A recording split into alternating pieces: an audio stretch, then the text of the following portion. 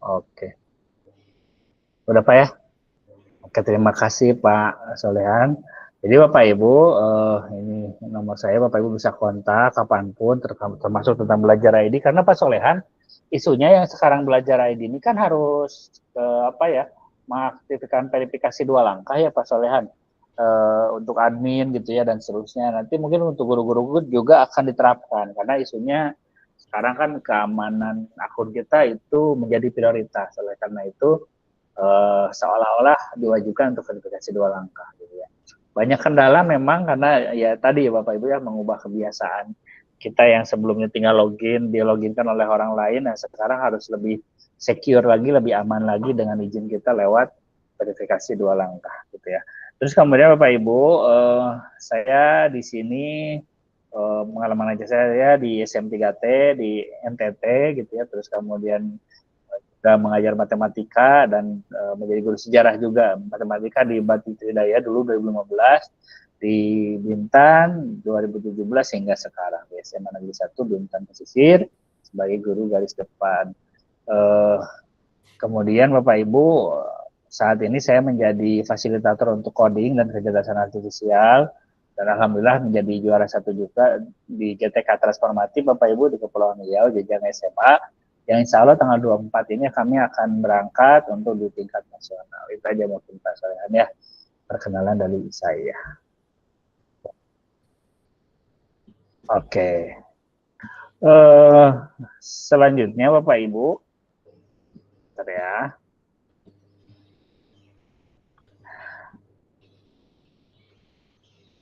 Bapak Ibu, jadi Bapak Ibu, sekarang kalau dulu kan ada Google Certified Educator, nah sekarang Bapak Ibu kita Revo terutama ya, sedang atau Google menggunakan Google Gemini ya, maaf, Gemini Certified Educator juga.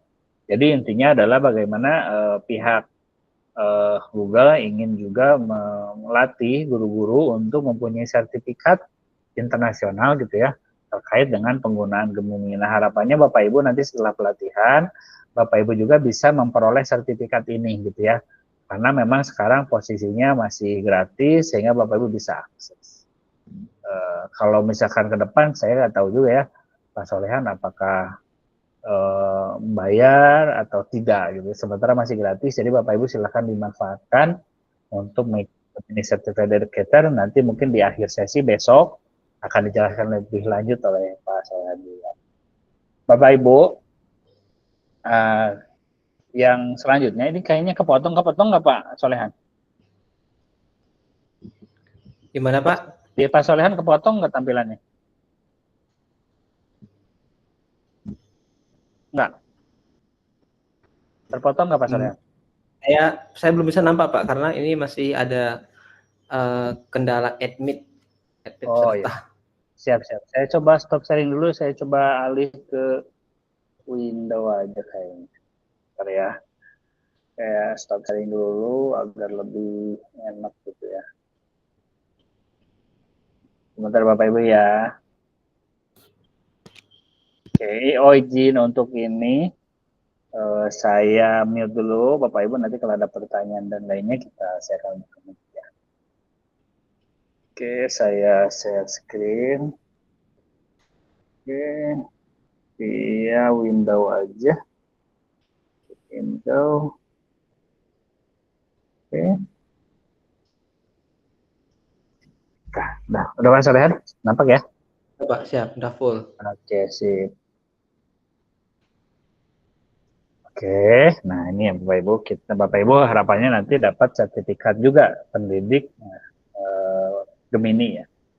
Oke Bapak Ibu, pengantarnya di sini Bapak Ibu ada isu soal privasi, keamanan dan ketersediaan Google AI, di mana Bapak Ibu Gemini for Education itu ada edisi gratis dan edisi berbayar. Nah untuk Gemini for Education sendiri itu bisa digunakan oleh pengguna semua usia. Namun untuk notebook LM yang besok akan dibahas itu masih penggunanya di usia 18 tahun ke atas. Namun akan segera hadir juga untuk usia 18 atau semua umur akan hadir juga. Jadi intinya untuk yang di bawah 18 tahun akan disediakan nanti untuk ketersediaan. Selain itu, Bapak Ibu, ada juga versi berbayar ya. Di sini ada Gemini for Education versi berbayar, ada Notebook LM dan Gemini in Workspace. Jadi Bapak Ibu, kalau kita Gemini, kalau Workspace kan kayak Google Docs, Slide gitu ya, Google Form gitu ya. Terus kemudian Google Sheet gitu ya, Gmail dan seterusnya. Kalau Bapak Ibu memakai versi AI Pro gitu ya atau AI Plus, edisi berbayarnya nanti akan muncul pada setiap dokumen atau workspace yang Bapak Ibu buka gitu ya. Terus terkait dengan isu perlindungan data, di sini Google menjamin akan melindungi data kita dalam prioritas tingkat tinggi. Untuk persyaratan lainnya nanti silahkan lihat untuk persyaratan layanan mengenai workspace untuk pendidikan. Sedangkan untuk dukungan pelanggan, Google menyatakan bahwa mereka akan mendukung penuh baik edisi gratis atau edisi berbayar.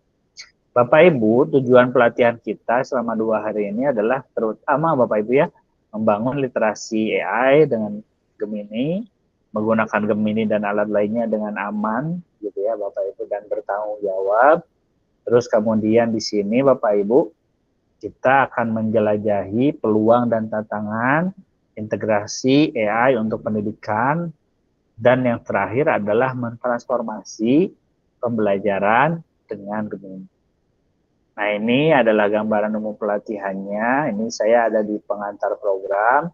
Terus nanti kita akan membahas dulu sebenarnya apa itu kecerdasan artifisial atau AI. Terus bagaimana menggunakan AI dengan aman dan bertanggung jawab.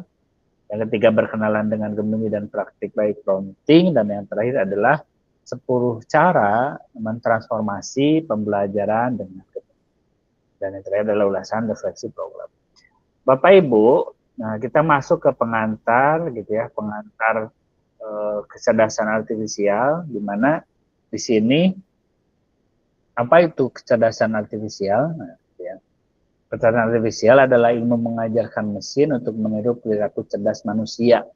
Sistem AI diajarkan dan dilatih menggunakan pemahaman komputer yang belajar dan beradaptasi.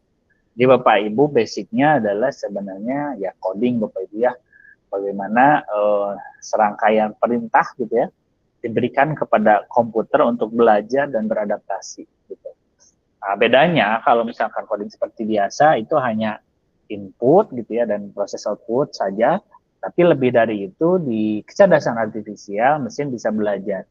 Contohnya mungkin kayak mesin vacuum cleaner ini ya yang pintar, misalnya dia bisa menilai gitu ya apakah lantai yang dia bersihkan sudah bersih atau belum. Kalau menurut penilaian dia masih belum bersih, dia akan terus berkeliling mengelilingi lantai sampai di mana dia merasa bahwa sudah bersih gitu ya. Seperti itu contohnya Bapak Ibu. Terus kemudian Bapak Ibu semua memahami di jenis-jenis AI Bapak Ibu ya. Jadi sebenarnya kalau tidak salah ya, saya lupa ingat ada 6 tingkatan gitu ya. Namun di sini kita bahas 3, bagaimana tentang jenis-jenis AI yang kita pelajari.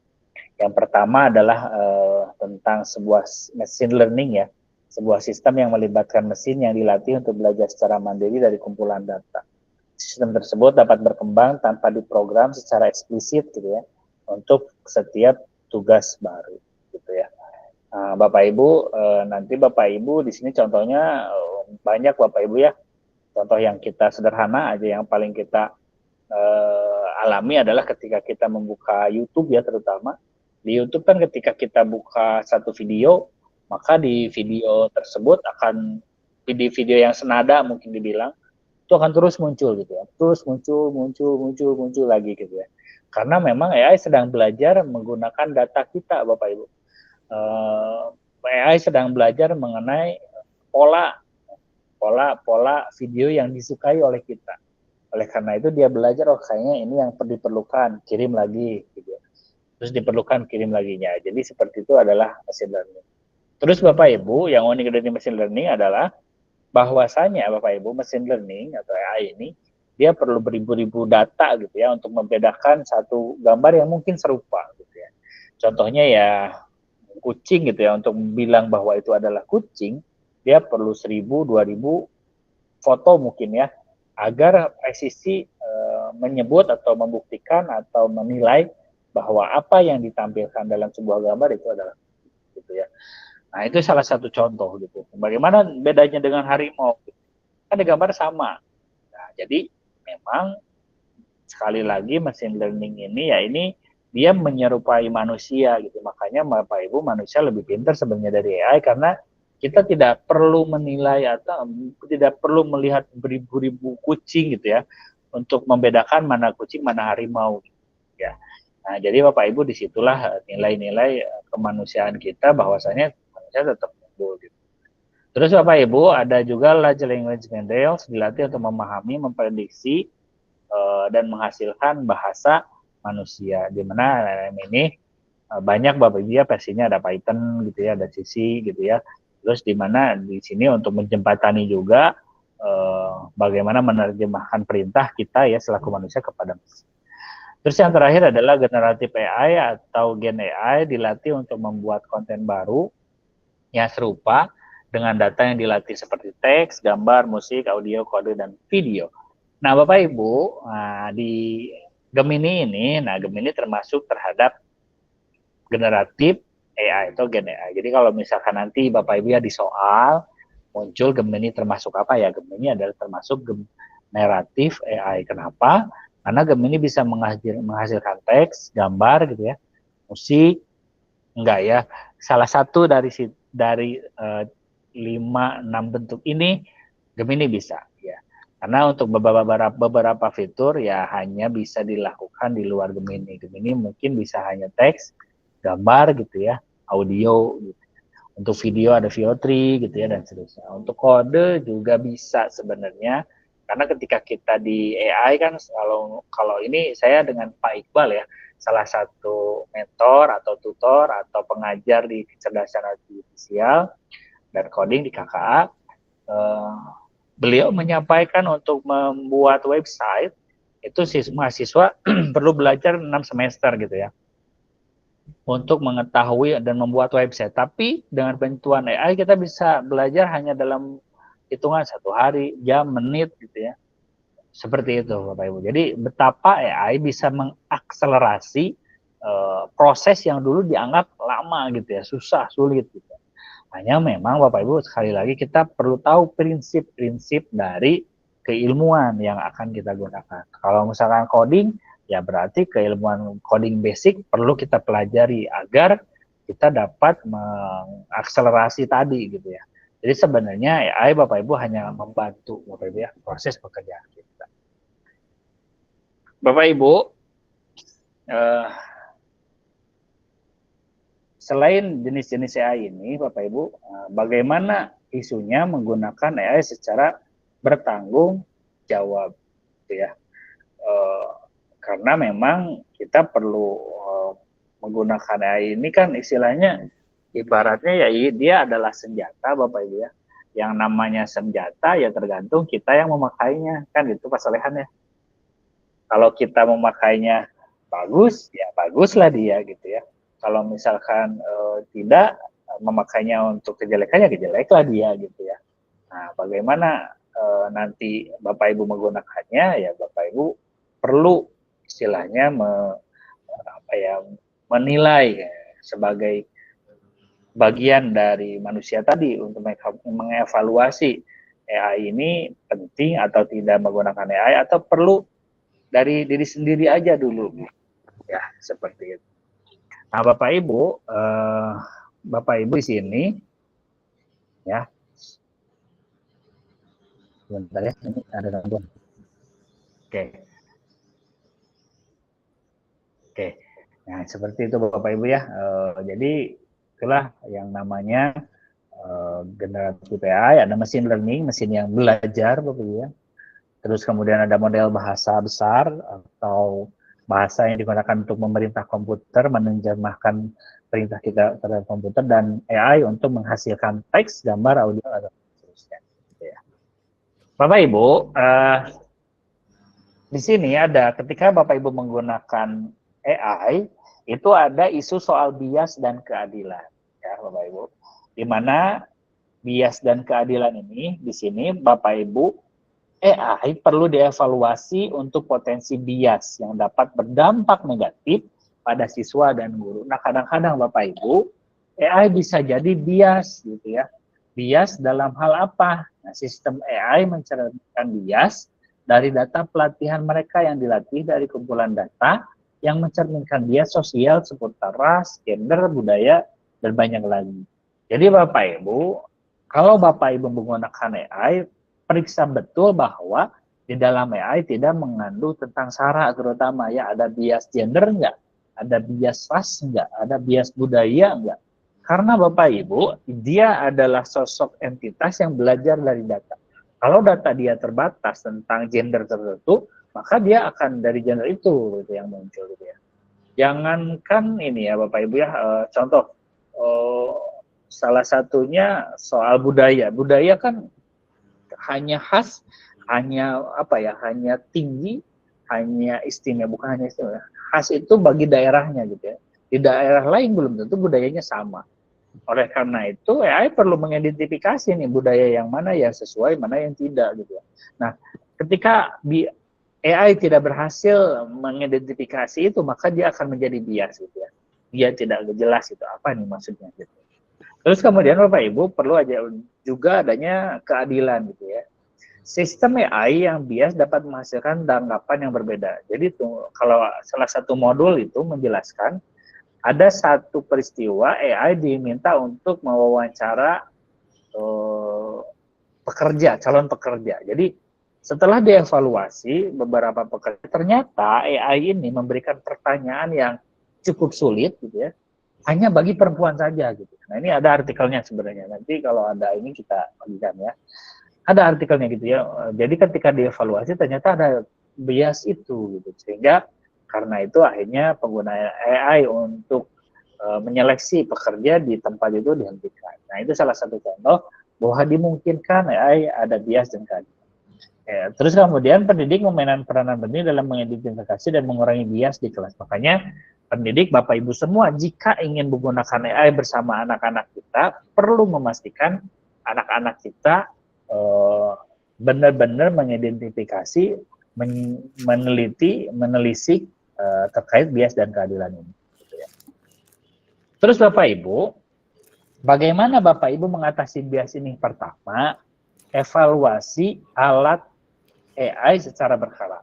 Karena model AI yang digunakan sering berubah. Jadi Bapak Ibu, bisa jadi perintah yang sama Bapak Ibu lakukan hari ini, misalkan buat RPP. Nah, buat RPP titik gitu ya, nggak kasih email-email apa-apa lah. Nah, dengan pertanyaan sama, di waktu yang berbeda, di tempat yang berbeda, bisa jadi akan berubah hasilnya. Ya, karena sekali lagi AI akan terus berubah. Jadi silahkan Bapak Ibu evaluasi lagi, benar gak ini seperti ini gitu. Tetap harus. Jadi jangan mentang-mentang, oh saya hari ini berhasil menggunakan AI dengan cara ini, nah belum tentu di cara berikutnya sama.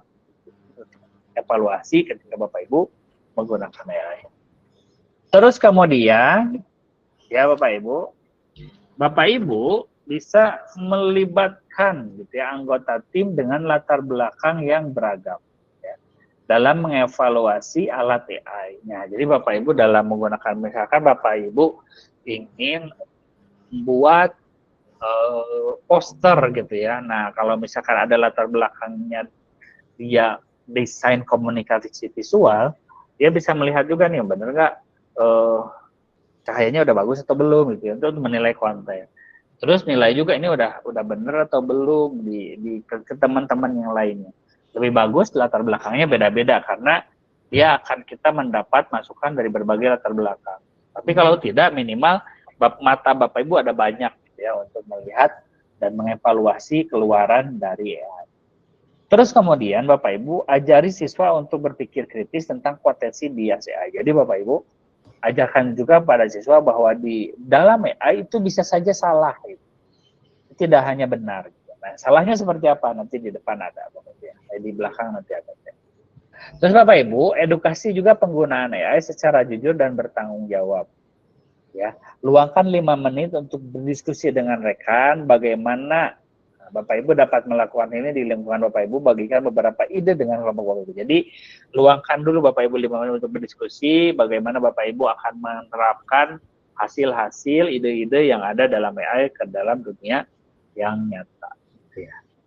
Terus Bapak Ibu di selanjutnya adalah ada halusinasi dan akurasi. Nah, kedua isu ini adalah tadi saya bilang bahwa AI bisa jadi salah Bapak Ibu. Ya. Nah, kenapa? Karena memang AI memiliki keterbatasan dan tidak selalu memberikan jawaban yang akurat. Saat Bapak Ibu berinteraksi dengan AI, ingatlah bahwa mereka bisa saja memberikan informasi yang salah. Meskipun jawaban atau respon terdengar masuk akal gitu. Detailnya mungkin tidak akurat. Kesalahan dalam jawaban tersebut disebut halusinasi. Jadi bisa jadi ya ketika Bapak Ibu buat cari artikel atau buatkan artikel. Nah, artikel yang dibuat itu kan ada sumbernya ya. AI bisa jadi membuat sumber yang mengarang, dia ngarang sumbernya apa, bukunya apa, contoh gitu ya. Bisa jadi seperti itu. Jadi sekarang sekali lagi harus kritis, harus dicek lagi apakah benar-benar itu, apakah itu adalah benar-benar jawabannya, apakah benar atau salahnya. Bapak Ibu yang bisa ngecek itu. Nah, bersama anak-anak Bapak Ibu bisa melakukan. Ya. Nah, ini contoh bahwa di ZZ Plan ada Zamioculcas Zamifolia gitu ya. Di sini ada kekeliruan ya, nama ZZ sebenarnya gitu ya. Bukan, jadi ini gambaran sebelumnya, maaf ya. Di sebelumnya di lingkaran ini sebelumnya dia Zamiculcas gitu ya. Tapi kekeliruan sehingga diubahlah menjadi Zamioculcas Zamifolia sesuai nama asalnya. Jadi ini bisa jadi salah. Nah, ketika kita menggunakan AI, Bapak Ibu coba gunakan verifikasi atau periksa ulang respon sehingga kita memberikan AI juga untuk belajar dari respon yang dia berikan. Nanti kita belajar tentang periksa ulang respon ya. Nah, gitu Bapak Ibu ya, kesalahan dalam jawaban tersebut disebut halusinasi. Oke, jadi kesalahan inilah yang disebut halusinasi, ada ketidaktepatan. Jadi jangan pikir Bapak Ibu hasilnya itu sempurna, pasti ada bagian part-part tertentu yang salah atau nggak sesuai gitu. Makanya harus diteliti benar-benar. Terus Bapak Ibu, ada 3 cara umum chatbot menghasilkan informasi yang tidak akurat. Pertama, fakta buatan. Chatbot terkadang bisa menciptakan pernyataan yang sebenarnya tidak ada dalam cerita atau dalam data pelatihan mereka. Mereka terkadang mengarang fakta agar terlihat lebih meyakinkan. Jadi Bapak Ibu, agar lebih meyakinkan dia ngarang-ngarang, tadi saya bilang ya, ada ngarang-ngarang apa, dia nggak tahu tuh ZZ Plan itu apa, ya udah dia karang aja. Nah seperti itu Bapak Ibu, jadi tetap cek ya. Yang kedua adalah bisa jadi, tadi faktanya buatan, yang kedua adalah logikanya yang salah. Alasan yang digunakan chatbot untuk menghasilkan respon bisa saja salah. Mereka mungkin membuat kesimpulan yang tidak sesuai dengan argumen mereka, itu bisa jadi. Dan yang terakhir adalah soal kutipan palsu. Tadi ya saya sampaikan, ketika diminta sumber, chatbot terkadang bisa menciptakan, ini yang mengerikan Bapak Ibu jika Bapak Ibu plek-ketiplek dari AI ya. AI bisa menghasilkan, menciptakan pengarang, publikasi, dan bahkan keseluruhan studi penelitian. Ini bisa menjadi masalah jika informasi yang dibuat-buat terdengar masuk akal dan kita tidak mengecek ulang hasilnya. Jadi terjadi ini contoh misinformasi. Jadi memang Bapak Ibu sekali lagi gunakan AI itu sebagai teman untuk belajar, bukan untuk menggantikan ya seluruhnya. Jadi Bapak Ibu untuk diproses, Bapak Ibu silahkan, tapi sekali tidak, jangan gantikan semuanya oleh AI gitu ya.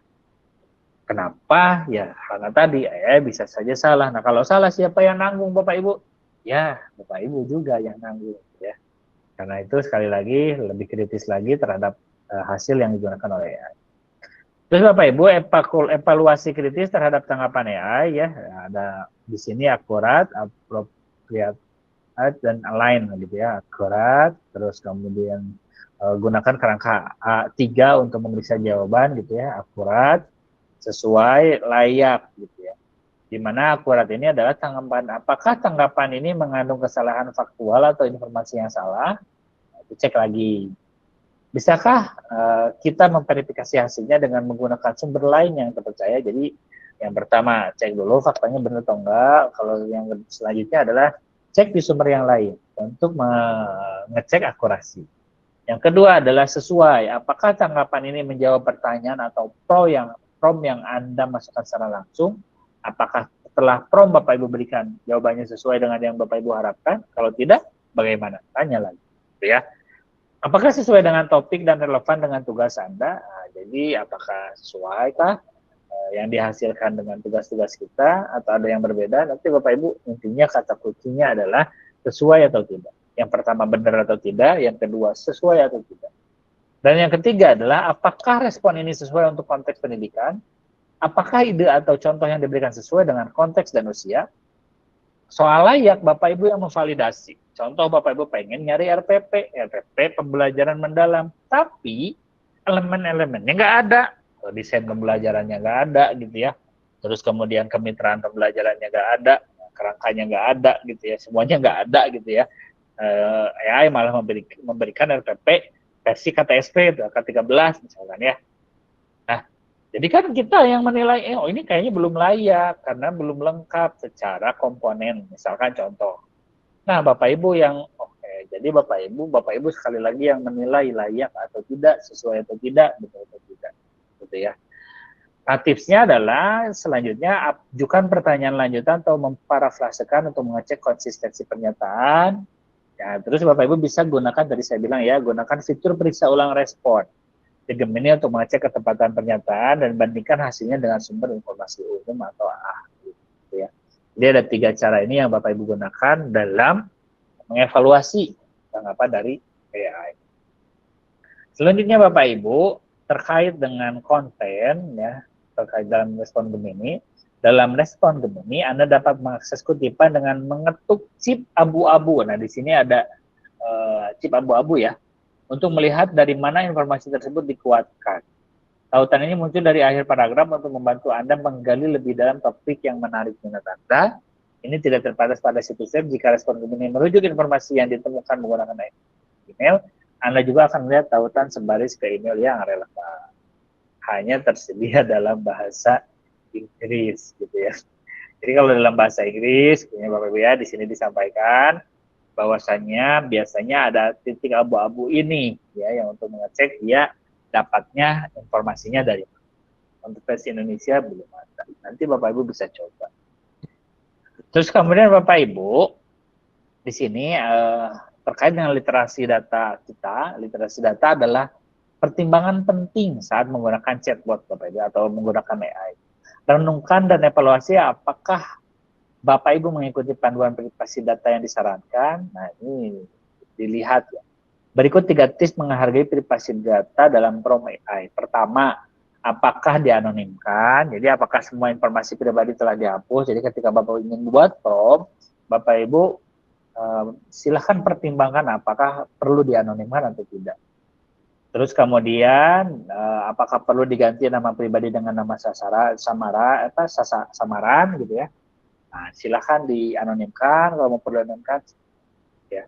Jadi kalau bisa jangan pakai nama kita sendiri gitu ya. Data-data privasi kita nggak usah dipakai gitu ya.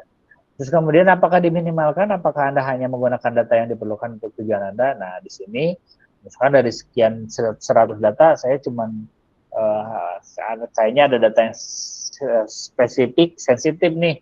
Terus ya Bapak Ibu yuk pakainya yang 3 data aja yang apa-apa gitu ya.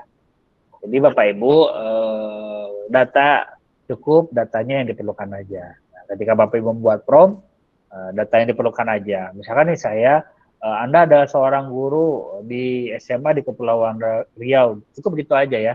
Yang terlalu spesifik, misalkan Anda adalah sekolah guru di SMA Negeri 1 Bintan Pesisir, Kepulauan Riau, Pulau Numbing gitu. Nah, jadi kan informasi-informasi yang lebih detail lagi ya, selama itu tidak diperlukan jangan ditampilkan.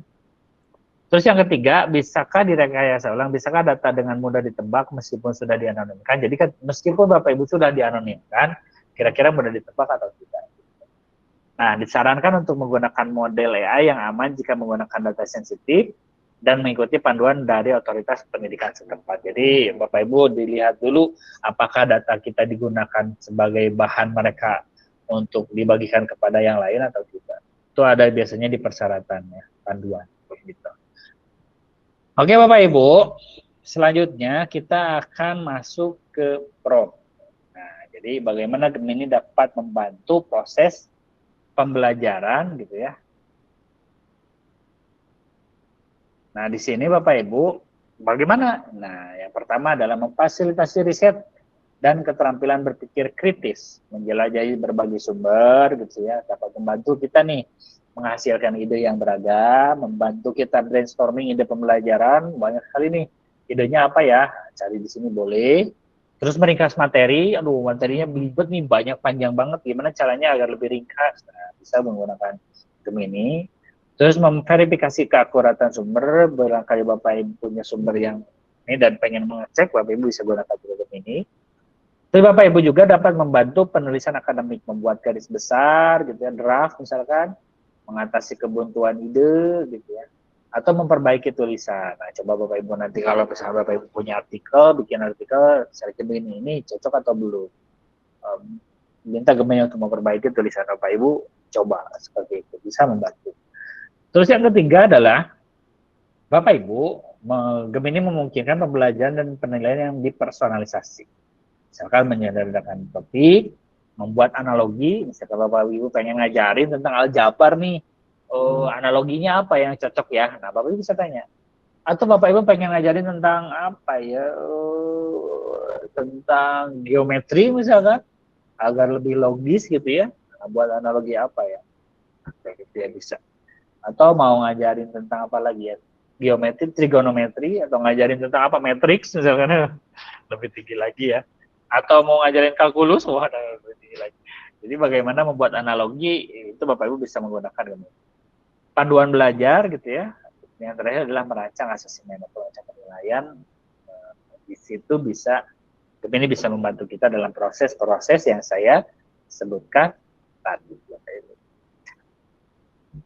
Oke Bapak Ibu, nah di sini Bapak Ibu, akses aplikasi Gemini secara gratis. Jadi Bapak Ibu, karena kenapa kami merekomendasikan Gemini, karena memang gratis Bapak Ibu ya, dan memang ada perlindungan data tambahan juga. Aplikasi Gemini disertakan dengan semua edisi Google Workspace, gitu ya, dapat diakses. Terus saat menggunakan aplikasi Gemini dengan akun sekolah, ini akun sekolah Bapak Ibu ya, akun sekolah ini adalah Belajar ID ya. Jadi ketika Bapak Ibu menggunakan Gemini dengan akun Belajar ID, chat kita tidak akan ditinjau oleh peninjau manusia atau digunakan untuk meningkatkan model AI generatif. Jadi di sini Bapak Ibu, istilahnya data kita tidak akan digunakan untuk mereka meningkatkan model mereka gitu ya, karena kita pakainya akun sekolah. Terus Bapak Ibu tersedia secara global, Gemini tersedia dalam lebih dari 40 bahasa untuk pendidik dan siswa berusia 18 tahun ke atas, dan akan segera tersedia untuk siswa remaja. Jadi memang penggunanya udah tersedia di mana-mana. Seperti itu. Oke Bapak Ibu, jadi itulah mengapa Gemini, karena memang terintegrasi juga dengan akun Belajar ini yang sudah diberikan oleh pemerintah. Nah selanjutnya Bapak Ibu, bagaimana membuat prom di Gemini? Nah, apa itu prom? Di sini Bapak Ibu, instruksi atau pertanyaan yang Bapak Ibu tulis untuk berinteraksi dengan chatbot. Perintah yang Anda tulis berperan penting dalam membentuk respon. Jadi Bapak Ibu kalau misalkan di Gemini nih, apa nih Bapak Ibu ya? Saya tanya ya. Apakah langsung atau gimana ya? Jangan lupakan untuk hasil terbaik buatlah prompt dengan baik, berikan konteks yang jelas. Gitu. Nah, itu Bapak Ibu ya. Nah, saya sebelum, nah ini ya, ini contoh Bapak Ibu ya. Saya pengen dengar respon Bapak Ibu. Bapak Ibu, nah ketika menggunakan Gemini atau ChatGPT lah, Bapak Ibu ada di tim kiri prompt dasar atau tim kanan dengan prompt fast. Silakan Bapak Ibu. Di saya, oke, saya cek ya. Silakan Bapak Ibu. Bapak Ibu ada di tim kiri. Ketika Bapak Ibu menggunakan Gemini, Bapak Ibu di tim kiri atau tim kanan nih? Tim dasar atau tim PATS gitu ya. Silakan Bapak Ibu, ditunggu ya responnya. Oke, prompt dasar. Oke, Bu Rosi, Bu Suhartini. Oh, volumenya. Aduh, volumenya maaf. Saya coba cek dulu ya. Oke. Maaf, Bu. Sekarang lebih baik suaranya ya. Mohon maaf, Ibu. Siapa nih, Bu? Rifkotul Nadifa. Mohon maaf, saya baru buka ya chatnya ya. Oke, silahkan. Bapak Ibu masih apakah di tim kiri atau tim kanan? Tim kiri prom dasar, tim kanan prom yang lebih lengkap. Oke, Bu Tri Kurnia di kiri, tim kiri. Oke. Terus ada lagi Bu Halimah. Oke sih, mantap Bu Halimah Zahro ya. Udah ada tim kanan nih ya. Nih siapa lagi nih ya? Tim kiri dan tim kanan nih. Kita di sini ada berapa nih ya? 57 ya, 57 56 gitu ya. Tim kanan, oh Bu Dian, mantap. Terus kemudian Bu Deti juga tim kiri gitu ya. Siapa lagi? Silakan Bapak Ibu, ada di tim kiri atau tim kanan? Oke, masih ditunggu ya. Silakan. Tim Bu Rosnawati Arsyad, tim kiri. Oke. Ada lagi? Ada lagi? Ada lagi? Masih ditunggu Bapak Ibu. Oke, kita tunggu ya.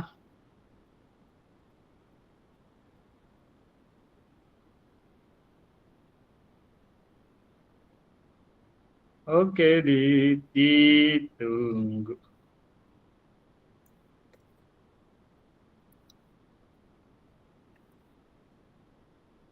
Oke, siapa lagi ya? Pak Hendra masih prom dasar, siap. Mana lagi ya? Oke, masih ditunggu. Oke, oke sip.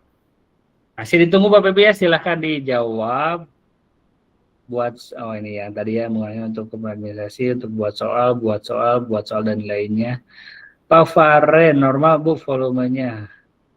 Oh, izin Pak, ada modulnya. Oke, nanti ininya saya bagikan ya. Terus kemudian Pak Faren from dasar sip. Oke Bapak Ibu, kita coba ya. Kita coba ya. Nah, Bapak Ibu bisa coba juga ya. Bisa coba juga menggunakan prom ini ya. Oke, nah jadi Bapak Ibu dalam kerangka prom Bapak Ibu gunakan parts ini ya, Gemini atau tim Google bikin istilah parts gitu ya. Kalau dulu itu 4 step kalau nggak salah. Dulu kalau tidak salah Bapak Ibu 3 atau 4. Nah, minimal Bapak Ibu, jika Bapak Ibu ingin memberikan perintah kepada Gemini atau AI lainnya, minimal ada di 3 awal. Minimal Bapak Ibu kasih persona, tugas, dan resipien ya. Minimal itu. Kalau maksimalnya Bapak Ibu sampai ke struktur. Dalam arti, di sini persona adalah peran Bapak Ibu. Nah, ketika Bapak Ibu memerintahkan Gemini untuk membuat RPP, misalkan ya, Bapak Ibu perintahkan Gemini sebagai seseorang yang ahli di bidang perencanaan pembelajaran, gitu ya. Anda adalah seorang ahli dalam perencanaan pembelajaran, gitu misalkan, seorang guru yang ahli dalam perencanaan pembelajaran. Sehingga Bapak Ibu Gemini punya peran dulu gitu ya. Nah, baru Bapak Ibu berikan tugasnya apa gitu ya. Apa yang ingin dicapai dengan Gemini ini? Tujuan yang jelas memberikan AI arah yang fokus gitu ya. Jelas tugasnya dalam bahasa yang jelas dan lugas. Disarankan agar Anda memecah tugas besar menjadi bagian-bagian yang lebih kecil. Kalau RPP Bapak Ibu kan panjang tuh. Bapak Ibu sebenarnya bisa 2 langkah ya. Bisa buat prom lalu kasih contohnya, bisa juga memecahkannya dalam bagian-bagian tertentu gitu ya, tapi nyambung tuh satu chat gitu ya. Nah, kalau Bapak Ibu ingin RPP, chat itu tentang RPP aja Bapak Ibu ya. Masalah arti RPP. Nah, kalau Bapak Ibu ingin tiba-tiba ya ada kepikiran lagi bikin RPP, aduh, kepikiran nih kenapa kita gak nanya masak gitu ya. Resep yang bagus, nasi goreng yang enak gitu ya, versi Melayu misalkan ya. Tiba-tiba Bapak Ibu kepikiran itu, lalu Bapak Ibu nulisin aja di chat itu.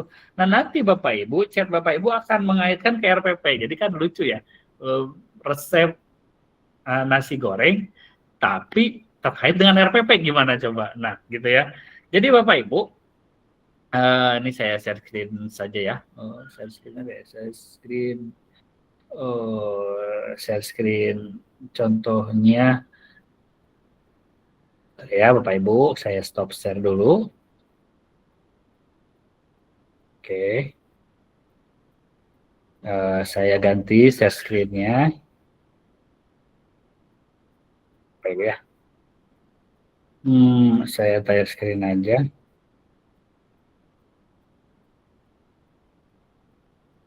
Oke. Misalkan nih di Gemini ya, Gemini.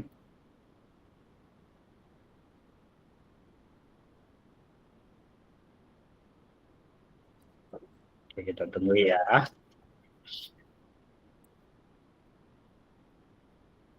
Nah, ini misalkan saya contoh tentang apa ya? Ini soldernya ya.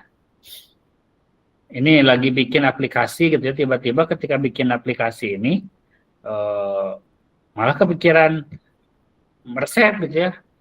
Carikan resep makanan misalkan. Nah, jadi praktek seperti ini tidak diperbolehkan Bapak Ibu atau mengurangi ketepatan jawaban gitu ya.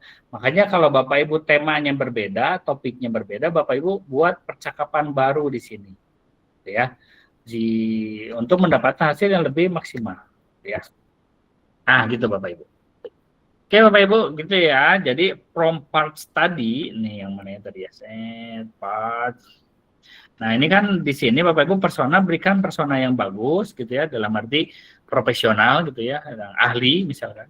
Terus sebutkan tugasnya, terus Bapak Ibu target audiennya apa, siapa gitu ya. Apakah Anda menulis untuk siswa, sesama pendidik, atau masyarakat umum?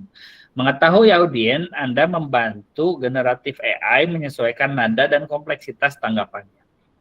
Misalkan Bapak Ibu mau ngejelasin tentang proklamasi untuk apa nih proklamasinya? Untuk kelas SDK, SMPK, SMAK, atau kuliah gitu ya. Nah, nanti si Gemini akan menyesuaikan gitu ya.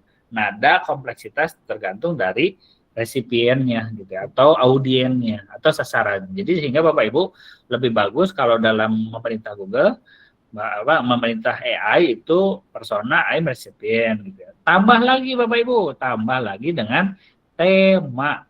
Ya, tema itu apa? Gaya, nada, parameter yang relevan. Apakah Anda ingin buatkan puisinya puisi yang lucu? Apakah laporannya pengen formal, atau semi formal, atau artikel aja? Atau pengen cerita yang menegangkan? Jadi temanya, suasananya mau seperti apa? Ya. Jadi menambahkan detail tentang tema akan memandu generatif AI menuju gaya dan konten yang sesuai. Dan yang terakhir adalah struktur. Apakah Anda ingin formatnya dalam bentuk paragraf singkat, daftar terperinci, atau naskah yang lengkap? Menentukan struktur membantu generatif AI memformat informasi sesuai kebutuhan. Oke. Nah, Bapak Ibu, tadi ya, sehingga coba Bapak Ibu di masing-masing laptop gunakan ya. Ini saya tetap tampilkan nanti ya. Nanti Bapak Ibu coba gunakan dua prompt ini gitu dengan dua kali ya, dua percakapan ya, satu prompt dasar, yang satu prompt part. Kira-kira hasilnya bagaimana? Oh ya, prompt dasar dan prompt part Bapak Ibu di sini Bapak Ibu bisa dalam satu paragraf atau dua paragraf bebas, yang penting Bapak Ibu dalam satu kali chat ya. Coba Bapak Ibu silahkan ya. Sambil Bapak Ibu nanti saya ganti sharingnya Bapak Ibu ya. Saya ganti sharingnya sehingga Bapak Ibu bisa mempraktekkan ini di laptopnya masing-masing dengan yang satu kali prompt dasar, yang keduanya langsung dengan prompt part. Silahkan Bapak Ibu. Mungkin saya kasih waktu 5 sampai 10 menit ya. Silahkan Bapak Ibu digunakan. Yang pertama Bapak Ibu percakapannya adalah pakai prompt dasar.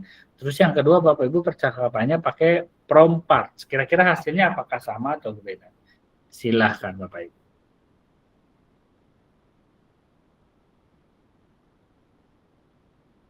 Nah, untuk kalau ada pertanyaan dan lainnya Bapak Ibu boleh dituliskan di chat ya. Nah, kita masih di prompt part ini ya. Silakan Bapak Ibu gunakan yang pertama prom dasar, yang kedua adalah menggunakan prom part. Oke.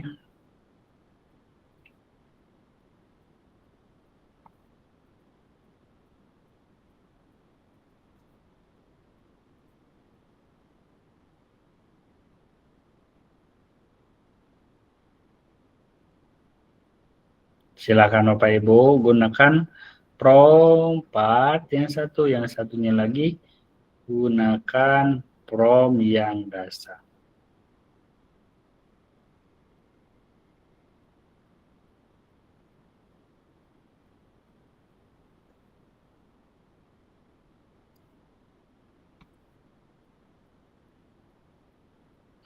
Oke.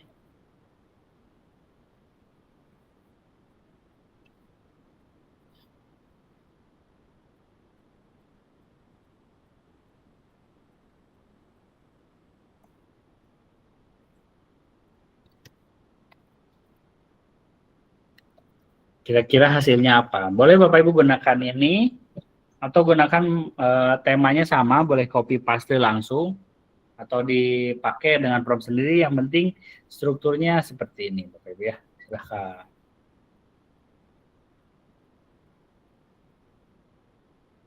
Maaf. Silahkan Bapak Ibu. Saya masih tetap menampilkan ya, agar Bapak Ibu bisa. Tadi 5 menit ya, tadi saya mulai 33 ya.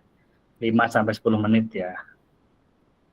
Silahkan, silakan. Mungkin yang mau ngopi, yang mau mengcopy prompt part-nya sudah dikirim lewat chat Pak Nur. Oh siap, luar biasa. Terima kasih Pak Solehan atas kebaikannya. Yang tadi Pak Solehan udah meng-chat di chat gitu ya. Yang pertama prom dasar, prom 4 ini ya Pak Solehan ya. Ya, Untuk betul, prom dasar, ini contoh Bapak Ibu bisa copy langsung, atau Bapak Ibu menggunakan satu prom dasar, langsung perintah lah istilahnya begitu ya Pak Solehan ya. Dan yang satu lagi bikin judulnya. Oke, wah ini dikopikan semuanya ya. Siap, terima kasih Pak Faren ya.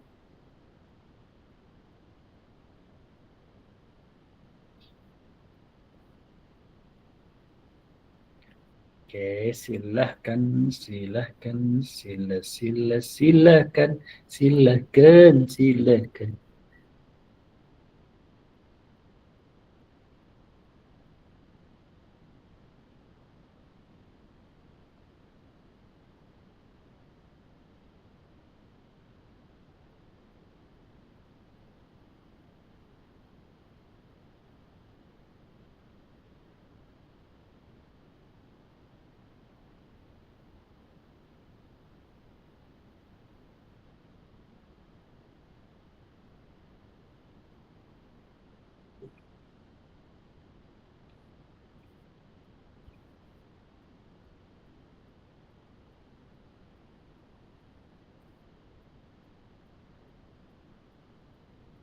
Oke ya, Bapak Ibu, mungkin saya tunggu 3 menit lagi. Nah, kira-kira Bapak Ibu cukup sampaikan hasil.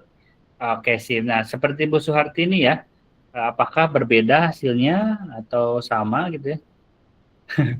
Pak, ya terima kasih Pak Faren. Coba kira-kira dari kedua prompt tadi sama apa beda gitu ya?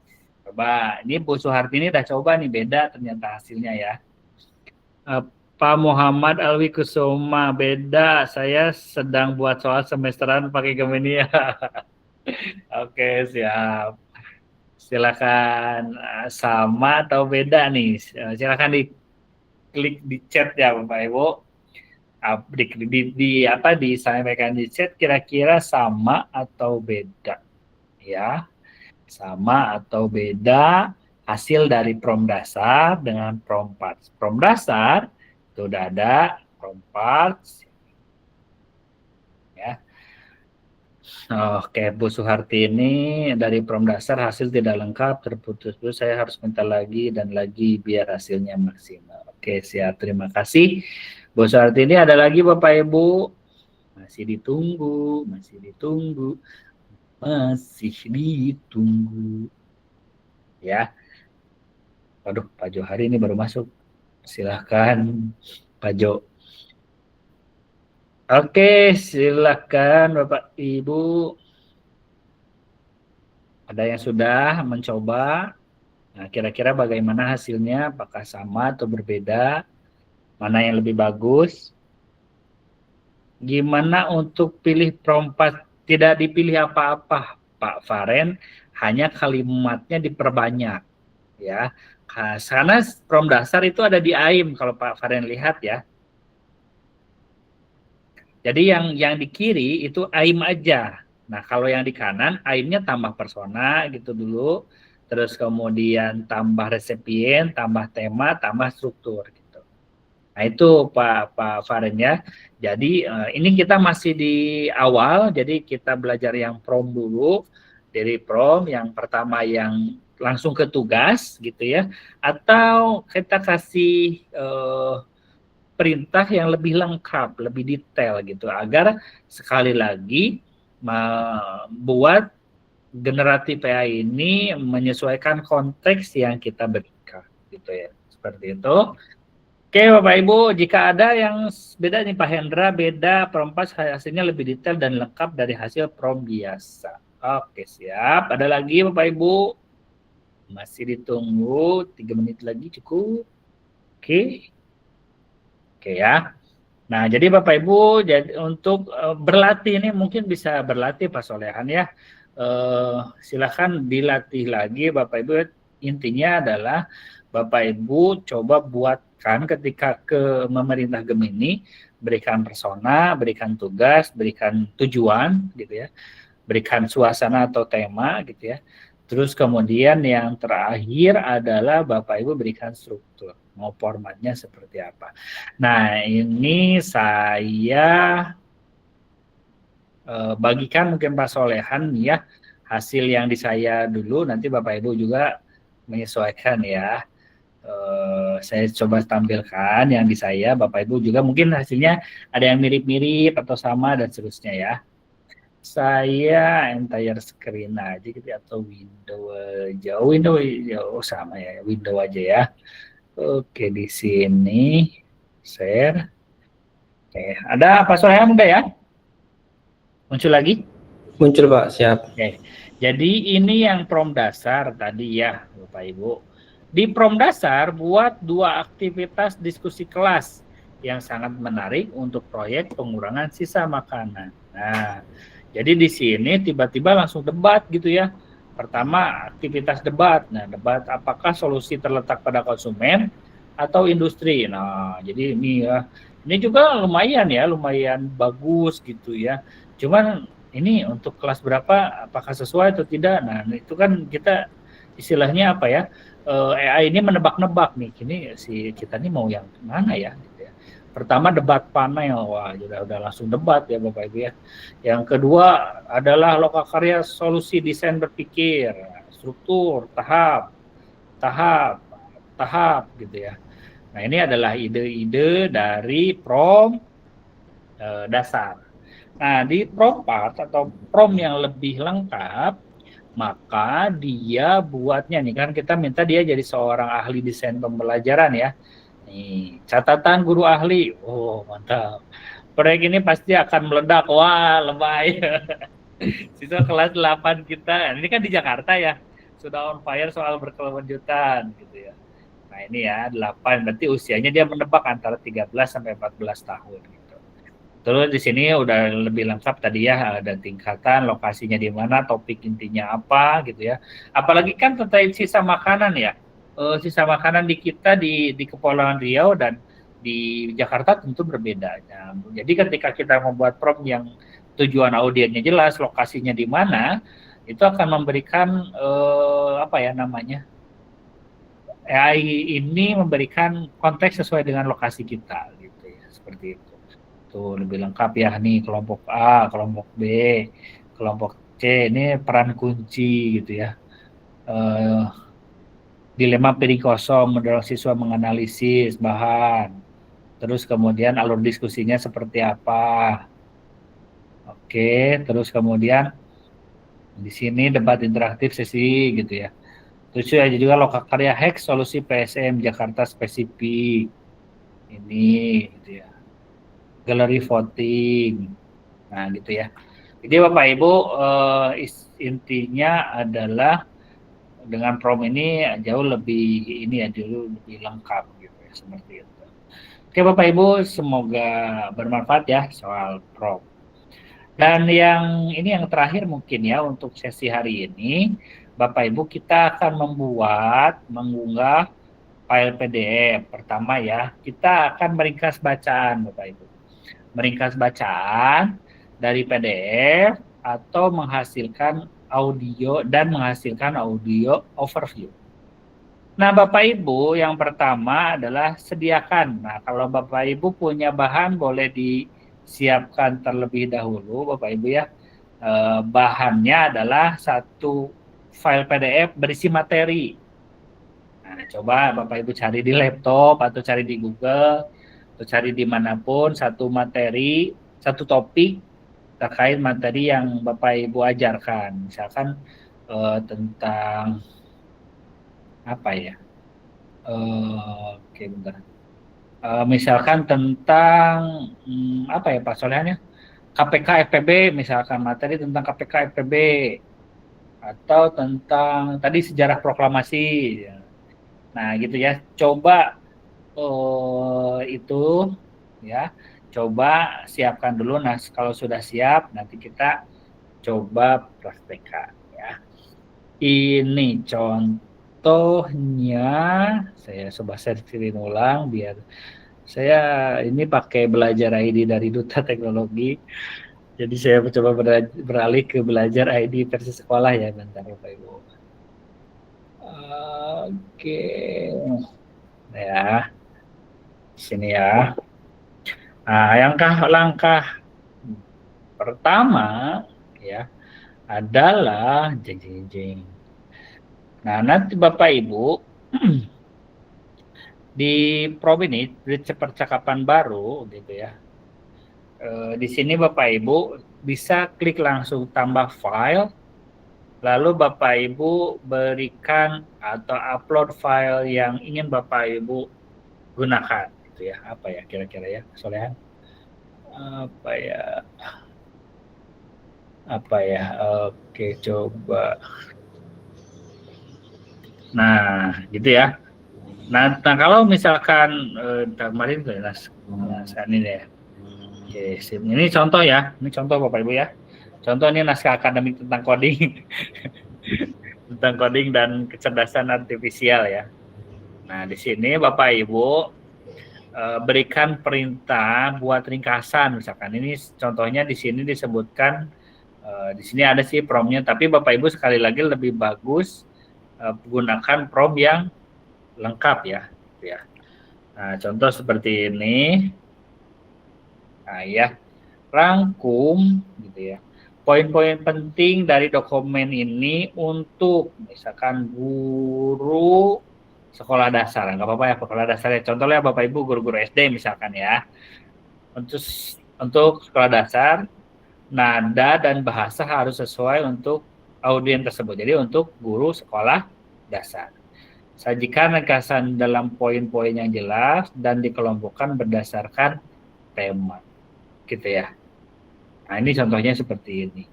Kalau mau diiniin lagi, Bapak Ibu bisa Anda adalah seorang copywriter misalkan.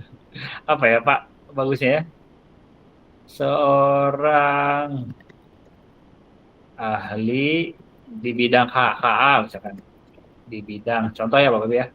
Coding dan kecerdasan artifisial. Nah, contohnya gitu ya.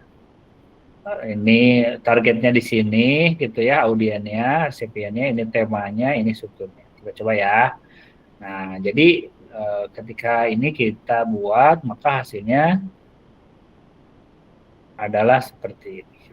kita contoh loading dulu Bapak Ibu ya. Oke, dia menganalisis dari dokumennya gitu.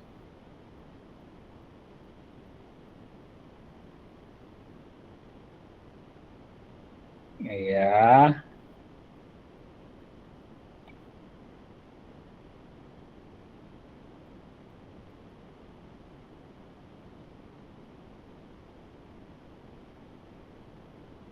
Sudah keluar hasilnya. Nah, ya. Salam Bapak Ibu guru hebat, sebagai seorang ahli di bidang coding, dan saya telah merangkum poin-poin penting dari naskah akademik. Nah, ini ya poin-poin pentingnya. Ini udah dalam lampirannya ya. Ini halaman 6, halaman berapa lagi nih? Halaman 10, halaman 16, halaman 10, 16. Nah, ini ya. Mengapa coding KA penting untuk siswa SD? Pertama SD ya, melatih cara berpikir, gitu ya, keterampilan abad 21, gitu. Nah, ini poin-poin pentingnya. Ini dikelompokkan berdasarkan apa katanya? Tema.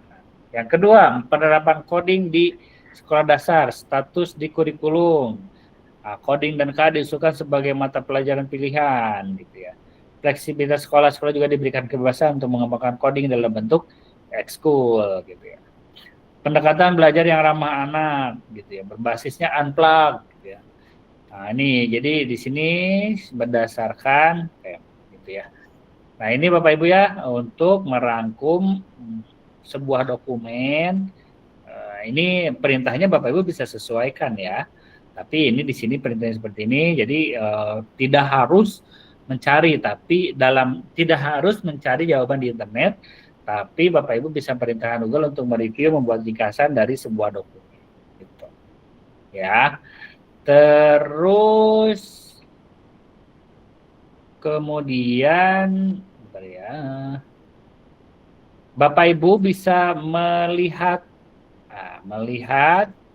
di sini untuk mendengarkan. Misalkan Bapak Ibu pengen mendengarkan, gitu ya. Di sini Bapak Ibu bisa klik dengarkan agar ada suaranya. Ini kayaknya nggak akan ada suaranya karena ini tidak share-nya tab ya. Kalau di Google Meet harus tab. Pokoknya di sini bisa didengarkan Bapak Ibu ya. Jadi Bapak Ibu jika membaca, ini gitu ya. Jadi Bapak Ibu bisa mendengarkannya dengan mengklik dengarkan. Jadi dibacakan oleh sistem. Selanjutnya Bapak Ibu bisa membagikannya dan mengekspor. Kalau saya Bapak Ibu, ketika kita mengklik draft di Gmail, maka dia akan menjadi email yang dalam bentuk draft yang akan siap dikirim, gitu ya. Kalau di sini biasanya saya membuatnya di ekspor dokumen. Jadi ekspor dokumen ini Bapak Ibu bisa langsung klik, gitu ya, kita klik, nah menyimpannya, gitu ya. Nah kita tunggu, nah udah ya. Nah kita klik di sini Bapak Ibu buka dokumen. Oke. Nah ketika buka ini Bapak Ibu dia akan ada di drive saya, Bapak Ibu ya.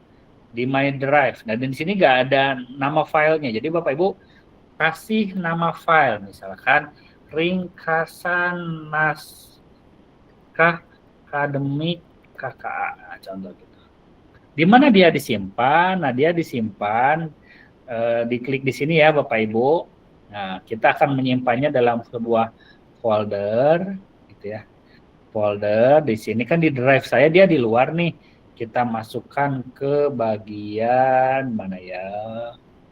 Contohnya di sini contoh saya di drive saya. Terus kemudian saya mau masukkan ke pengembangan diri. Nah, ini bebas Bapak Ibu ya, sesuaikan dengan referensi.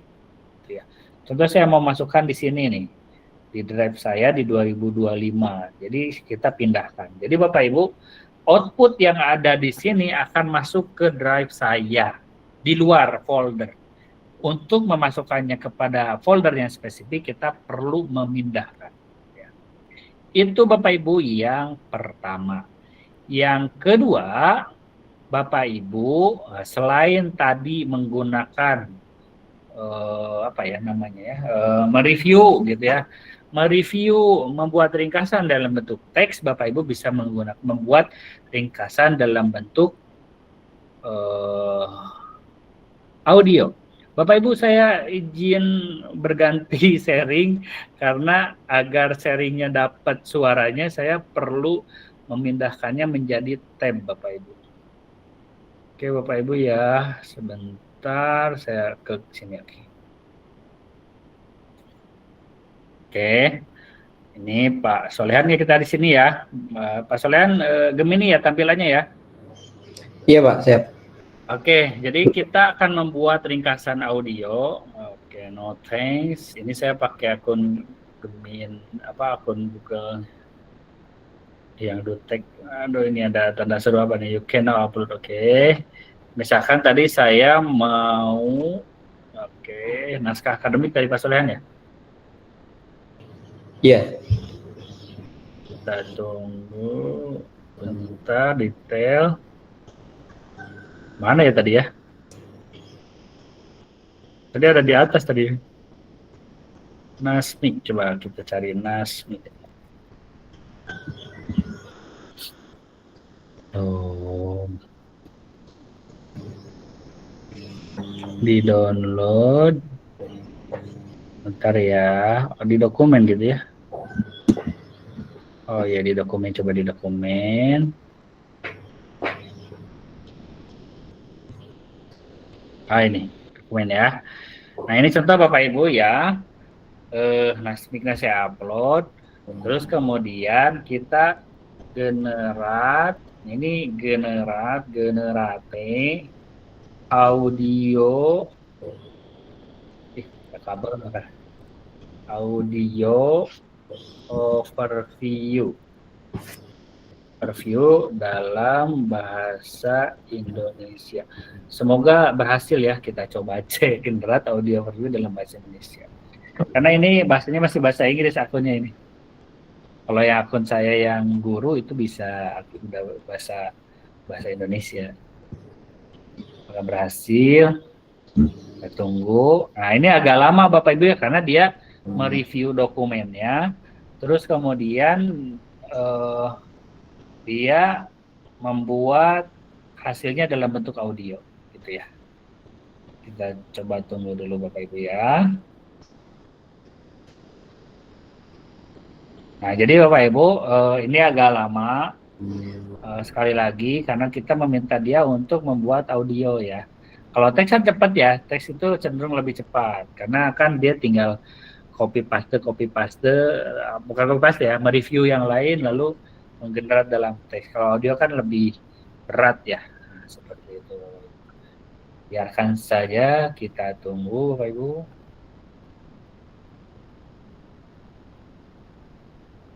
Oke ya.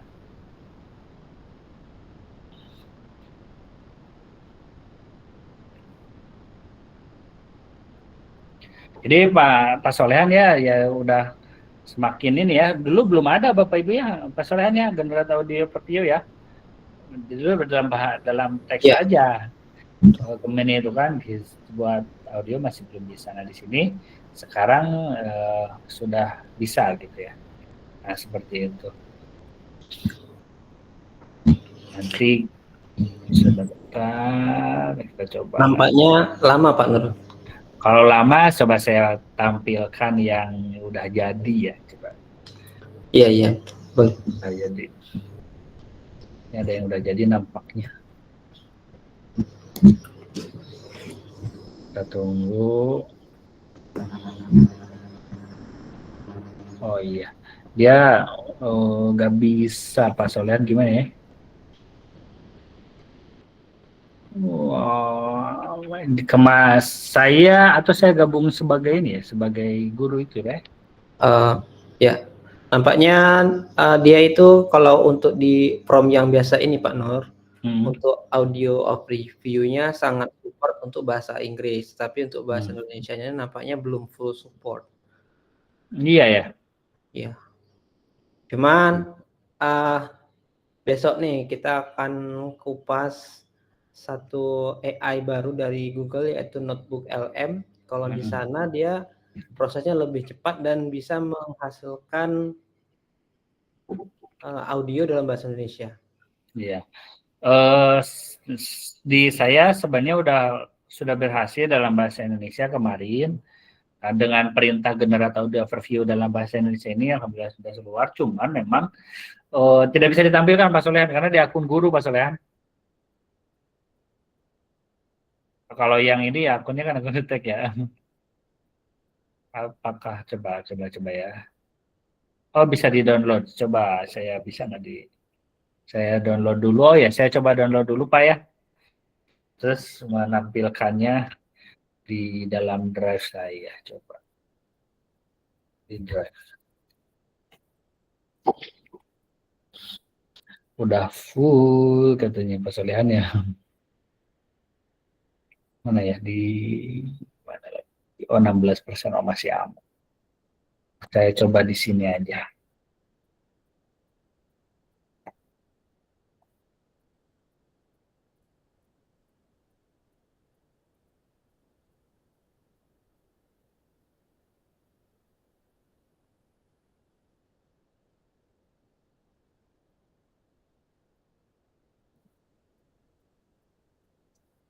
Audio. Sebentar ya.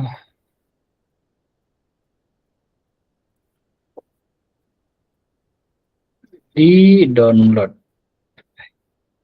Kita cek di download.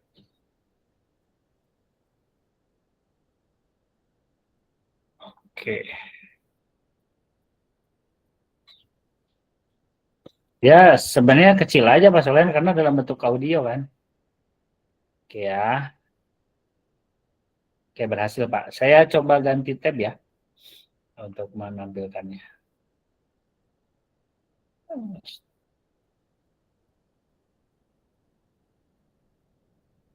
Ini sedikit lagi Bapak Ibu ya. Tetes lagi. Nanggung soalnya. Habis ini udah.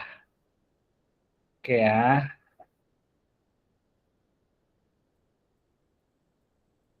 Oh, udah nih Pak Solehan. Oh, udah. Ternyata udah. Aduh, ya aduh.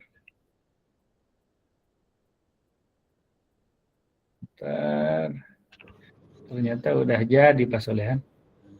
Oke Pak Nur, kita coba aja bagaimana sih. Iya ya, bentar ya. Bentar ya, saya loading dulu. Oke, di tab Gemini ini ya kayaknya. Oke. Ya karena bener nggak tadi udah muncul audio. Saya coba play ya. Saya coba play. Selamat datang di Dengar The nggak Deep Pak Dive. Solehan? Oke, jadi di depan kita ini ada dokumen Ada suaranya? yang lumayan tebel ya dari pemerintah. Judulnya Naskah Akademik Pembelajaran Coding dan Kecerdasan Artifisial. Misi kita hari ini, kita mau bedah. Kenapa sih kok tiba-tiba pemerintah mau anak kelas 1 SD belajar soal AI? Dan yang lebih penting lagi, ini artinya apa buat Anda dan ya buat masa depan anak-anak kita. Ini bukan sekedar ikut-ikutan tren loh. Naskah ini dibuka dengan data yang cukup bikin khawatir. Indonesia itu butuh tambahan 9 juta talenta digital di tahun 2030. Jadi ini soal kebutuhan yang mendesak banget. Oke, mari kita bongkar isinya. Nah, yang penting untuk dipahami di awal ya, tujuannya itu bukan buat mencetak semua anak jadi programmer, sama sekali bukan itu. Inti dari kurikulum ini itu sesuatu yang disebut berpikir komputasional. Ini pada dasarnya resep anti pusing gitulah buat memecahkan masalah yang rumit. Ada 4 langkah. Pertama, kalau masalahnya segunung, kita potong-potong jadi bukit-bukit kecil, itu namanya dekomposisi. Lalu kita cari polanya, fokus ke yang penting aja, dan terakhir, kita susun langkah solusinya secara runut. Saya jadi kepikiran, ini kan sebenarnya cara kita menyelesaikan masalah sehari-hari ya. Mau masak tapi bahan di kulkas nggak lengkap, kita kan pakai cara berpikir ini. Cek apa yang kurang, cari resep lain yang polanya mirip, fokus ke bahan utama, terus susun langkah masaknya. Oke. Itu Bapak Ibu ya, Pak Solehan. Saya udah stop sharing Pak Solehan. Sudah, oke siap. Ya, jadi Bapak Ibu itu salah satu contoh ketika Bapak Ibu menggunakan generate audio overview ya.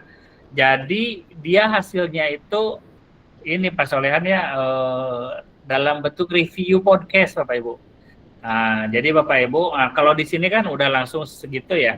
Nah, kalau Bapak Ibu mau lebih lebar lagi, coba berikan prompt-nya lebih luas lagi Pak Solehannya. Misalkan nih, buat audio overview dalam bahasa Indonesia dalam durasi atau dengan durasi misalkan 10 menit gitu ya. Atau 15 menit atau 5 menit. Nah, coba Bapak Ibu seperti itu untuk mengeksplorasi lebih lanjut. Tadi saya hanya secara umum aja meminta dia untuk generate audio tapi dalam bahasa Indonesia aja. Mungkin itu Bapak Ibu ya untuk hari ini kita sampai ke generate audio overview, membuat ringkasan audio, ringkasan teks. Tadi juga kita belajar tentang prompt dasar dan prompt parts gitu ya. Nanti Bapak Ibu besok kita akan belajar lebih banyak lagi dengan Pak Solehan dan saya juga. Mungkin itu Pak Solehan untuk hari ini. Semoga bermanfaat ya untuk Bapak Ibu semua. Saya kembalikan kepada Pak Solehan. Pak Solehan. Ya. Baik, terima kasih banyak Pak Nur Jaman yang telah menjelaskan dari awal sampai akhir. Kita berhasil mempraktikkan bagaimana menggunakan Gemini ya untuk menghasilkan ringkasan, untuk menghasilkan audio overview, Bapak Ibu ya. Nah, Bapak Ibu, terakhir coba Bapak Ibu berikan emot, kira-kira bagaimana materi kita hari ini, apakah cukup menarik? Ya. Iya, terima kasih Bapak Ibu. Ya, mungkin ini baru satu ya Bapak Ibu ya, satu hal baru yang kita temui di Gemini atau Gemini ini. Masih banyak hal-hal yang lain Bapak Ibu yang akan kita gali lagi. Jadi besok Bapak Ibu kita akan ketemu lagi jam 2 siang sampai jam 4 ya Pak Nur? Betul. Jadi kita akan gali lagi. Nah Bapak Ibu, bagi Bapak Ibu yang bertanya mengenai bagaimana untuk absensinya Bapak Ibu, mohon maaf kami tidak membagikan absensinya hari ini. Kami akan membagikan besok. Mengapa demikian? Karena kita nanti akan langsung mengumpulkan informasi Bapak Ibu yang berminat untuk mengikuti ujian sertifikasi untuk Gemini-nya dari Google. Nah, jadi nanti untuk pertemuan besok kita akan jelaskan bagaimana Bapak Ibu caranya Bapak Ibu untuk mengikuti sertifikasi itu, sekaligus nanti Bapak Ibu bisa mengisi absen. Nah, absennya cukup simpel Bapak Ibu. Yang penting Bapak Ibu bisa mengikuti kegiatan webinar ini dari awal sampai akhir. Baik Bapak Ibu, sebelum kita tutup sesi pada sore hari ini, ya sekali lagi mungkin kita tidak mengadakan sesi tanya jawab Pak Nur ya untuk hari ini ya. Ya. Karena waktunya sudah jam 16. Iya. Ya, sekali lagi kami mohon maaf atas keterlambatan yang tadi karena teknis. Mudah-mudahan kita bisa kembali besok sesuai dengan waktu yang sudah kita sepakati.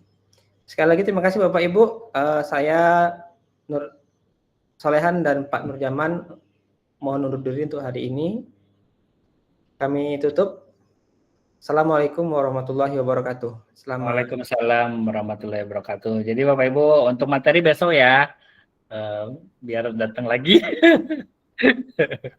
Oke, terima kasih atas kesempatan hari ini. Semoga bermanfaat untuk Bapak Ibu semua. Sampai jumpa besok di jam yang sama. Terima kasih. Izin saya menutup meet ini ya Bapak Ibu, Pak Solehan. Oh ya.